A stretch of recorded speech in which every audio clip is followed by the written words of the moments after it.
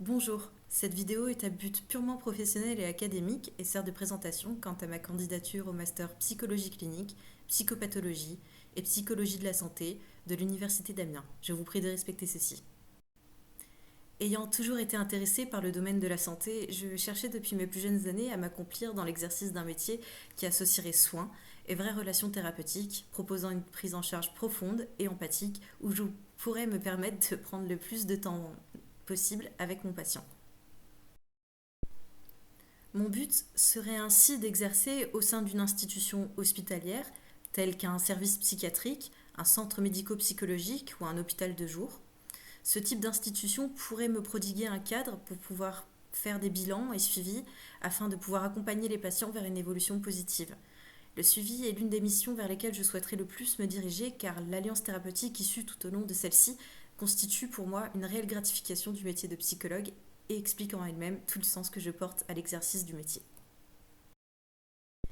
La pratique que je souhaiterais développer suivrait une approche intégrative, se reposant sur différents courants. J'ai notamment eu l'occasion de participer à différents colloques, conférences, ainsi qu'à un programme de recherche basé sur les thérapies de pleine conscience, MBSR et MBCT. À la première colloque francophone international des neuropsychologues et psychanalystes, ainsi qu'à une conférence sur les thérapies cognitivo-comportementales du professeur Colato, et à la troisième journée d'addictologie proposée par l'ISAM. J'ai aussi pu cette année réaliser une formation en diplôme universitaire de psychotraumatologie du centre Pierre Janet, qui était elle-même proposée suivant une dynamique intégrative.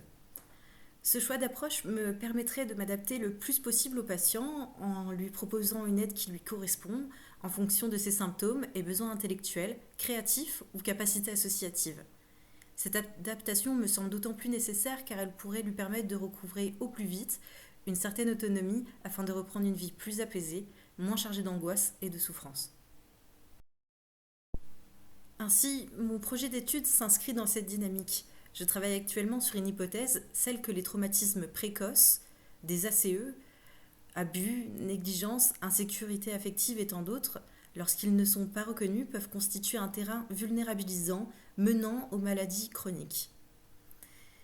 Je m'intéresse également aux effets du traumatisme post-déclaratoire, à la manière dont le diagnostic médical peut être vécu comme un choc, au soutien familial et aux symptômes de la maladie en elle-même, qui peut donner un rapport altéré au corps, une désorganisation du lien à l'autre et pouvant constituer un manque de contrôle.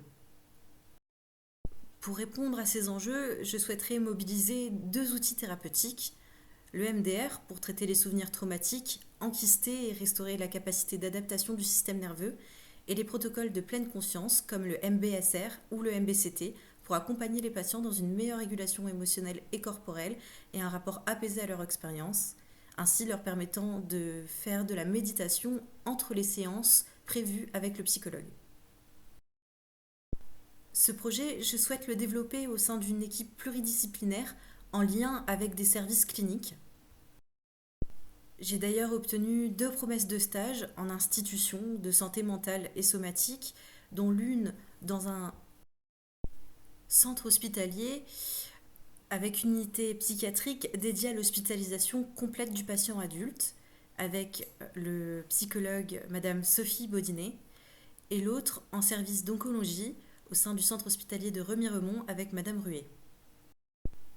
Cette réflexion menant à ce projet professionnel et ce projet de recherche fut effectivement issue de ma formation en licence de psychologie et de mon diplôme universitaire, mais c'est cool aussi de réflexion que j'ai pu avoir lors d'un stage en centre hospitalier lors de ma 3e année de licence. Ce stage fut d'une durée de 70 heures sur 2 semaines, où j'ai pu réaliser ce dernier dans divers services hospitaliers ainsi qu'en structures extra-hospitalières à l'EHPAD Léon Verte.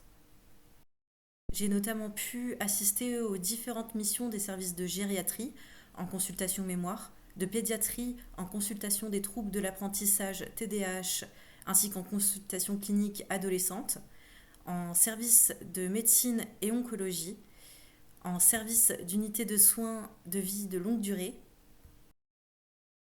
et en EHPAD en unité de vie protégée et pôle d'activité de soins adaptés. Par ailleurs, je travaille depuis plusieurs mois en tant que médiatrice sociale au sein de l'association Réciprocité. Cette fonction m'a plongée au cœur du terrain et du travail au contact quotidien de personnes en situation de vulnérabilité. Elle m'a appris à écouter, à contenir, à décoder les signaux de détresse psychique et à orienter les personnes dans un cadre bienveillant mais structuré. Ces expériences m'ont conforté dans un rôle que je souhaite jouer en tant que psychologue. Un rôle de tuteur de résilience, capable de soutenir les sujets dans leur remaniement psychique, dans des contextes souvent marqués par la précarité, la solitude ou la souffrance chronique. Je vous remercie pour votre écoute. Je souhaite aujourd'hui franchir une nouvelle étape dans ma formation et mettre mes compétences, mon engagement et ma sensibilité au service d'une psychologie clinique humaine fondée et exigeante qu'incarne votre master. Merci beaucoup.